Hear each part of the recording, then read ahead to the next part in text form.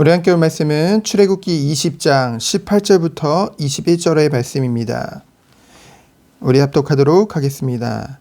뭇 백성이 우레와 번개와 나팔 소리와 산의 연기를 본지라. 그들이 볼 때 떨며 멀리 서서 모세에게 이르되 당신이 우리에게 말씀하소서. 우리가 들으리이다. 하나님이 우리에게 말씀하지 말게 하소서. 우리가 죽을까 하나이다. 모세가 백성에게 이르되 두려워하지 말라. 하나님이 임하심은 너희를 시험하고 너희로 경외하여 범죄하지 않게 하려 하심이니라. 백성은 멀리 서 있고 모세는 하나님이 계신 흑암으로 가까이 가니라. 아멘. 하나님은 사랑의 하나님이시죠. 자비와 긍휼과 은혜가 풍성하신 하나님이십니다. 그렇다고 우리가 그 사랑을 받았다고 해서 하나님을 마치 어린아이들이 부모님을 대할 때 때로는 몰라서 버릇없이 대하기도 하잖아요. 그와 같이 하나님이 너무 편해서 하나님을 막대할 그런 대상은 아니라는 거죠. 일종의 선이 있다는 것입니다. 하나님은 그것을 분명히 하셨죠.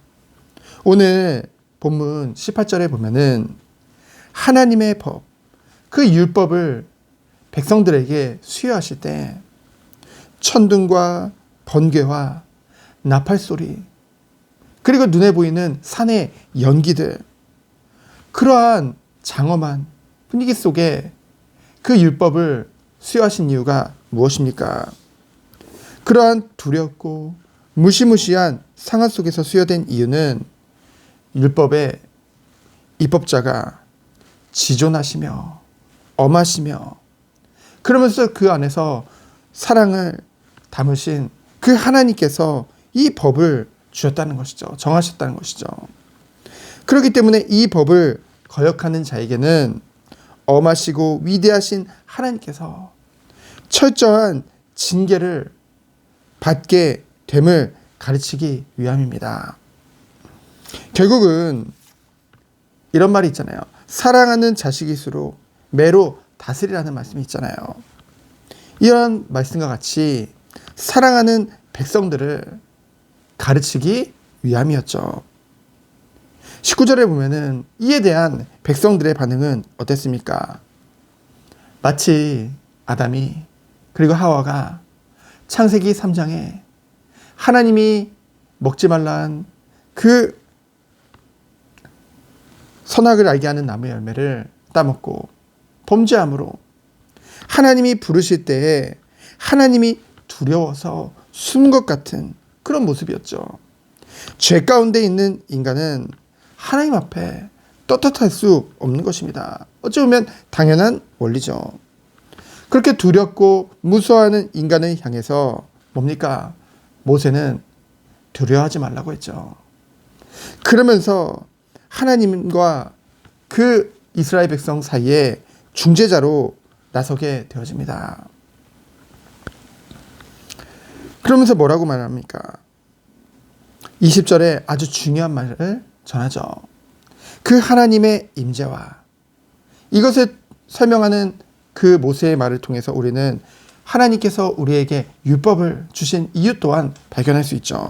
뭐라고 했습니까?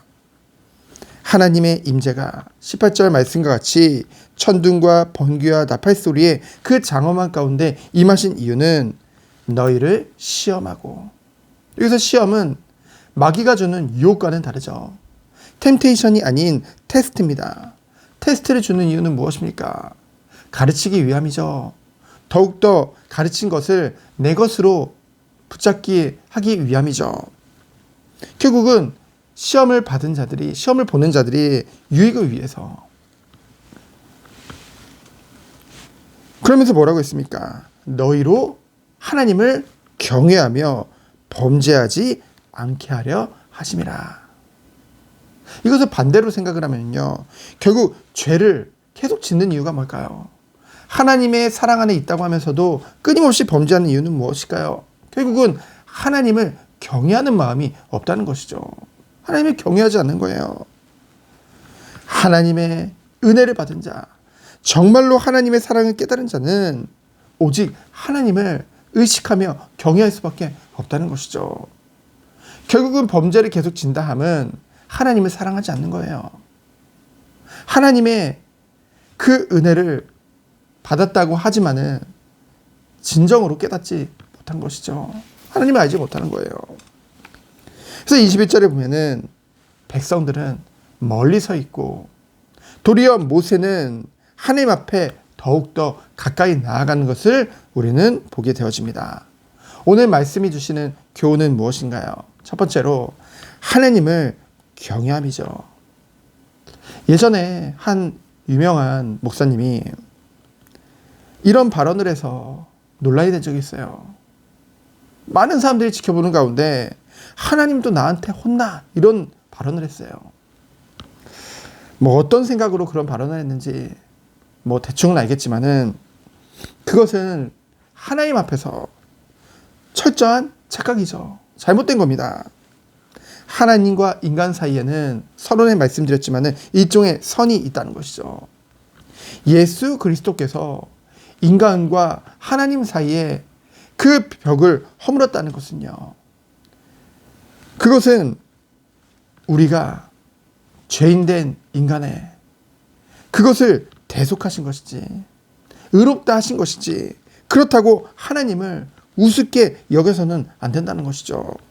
도리어 우리에게 그 그리스도를 통해서 그 십자가의 보혈로 말미암아 그 십자가의 공로를 우리에게 주셨다는 것은 도리어 한없는 자비와 긍휼과 사랑과 용서를 베푸신 그 하나님 앞에 우리는 더욱더 하나님을 경외하고 순종하고 섬길 수밖에 없는 것인데, 도리어 하나님이 우리에게 은혜를 베풀었다고 해서, 하나님의 자녀로서 큰 사랑을 받았다고 해서 도리어 하나님 앞에 그렇게 망령되이 일컫고 하나님을 우습게 보는 것은 사실은 큰 은혜를 깨닫지 못한 것이죠.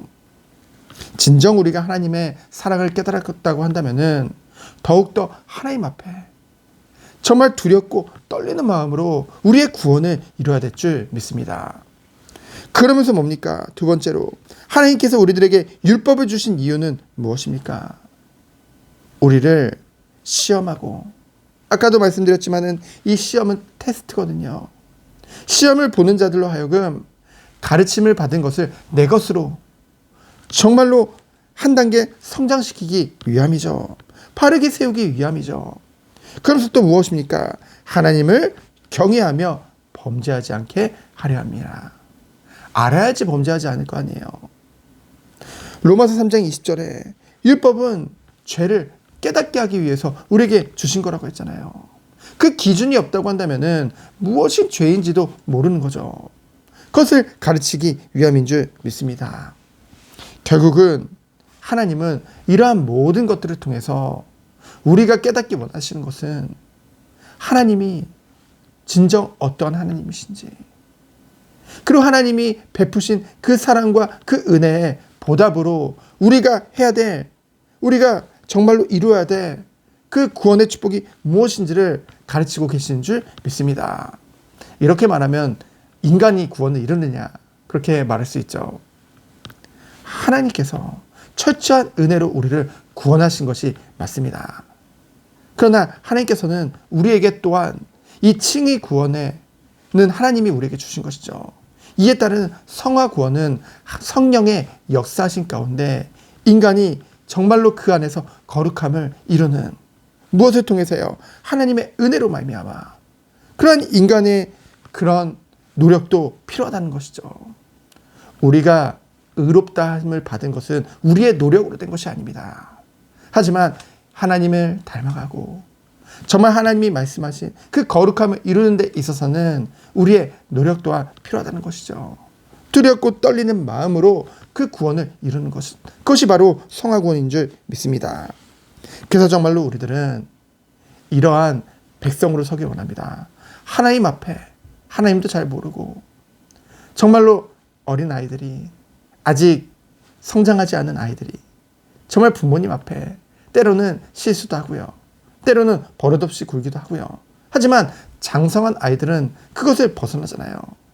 이와 같이 정말로 우리 모든 주의 백성들이, 성도님들이 정말 하나님의 은혜와 사랑 안에서, 말씀 안에서 그리스도께 온전한, 그리스도의 장성한 분량에 이르러서요. 정말로 영적으로 성숙된 자로, 장성한 자로 서서 온전히 주님께만 영광 돌리며 주님만 바라보는 정말로 주의 백성으로 서기를 예수 그리스도로 축원드립니다. 오늘 철학이 되어 있습니다. 온전히 주님만을 바라보며 부르짖으며 기도하는 밤 되어지기를 축원드립니다. 이 시간 기도합니다. 하나님 감사합니다. 오직 하나님을 경외하게 하여 주옵소서. 하나님의 크신 은혜와 사랑을 받았기 때문에 오늘도 더욱더 두렵고 떨리는 마음으로 주님이 주신 그 은혜를 누리며 성화구원을 이루는 우리 모든 성도들로 주께서 축복하여 주옵소서. 살아계신 예수 그리스도 이름으로 기도합니다. 아멘. 하나님 감사합니다. 우리가 연육간에 균형 있는 삶을 살도록 오늘도 온전히 주님을 바라보며 주님이 주시는 은혜 안에서 승리하는 것 되도록 주께서 축복하여 주옵소서.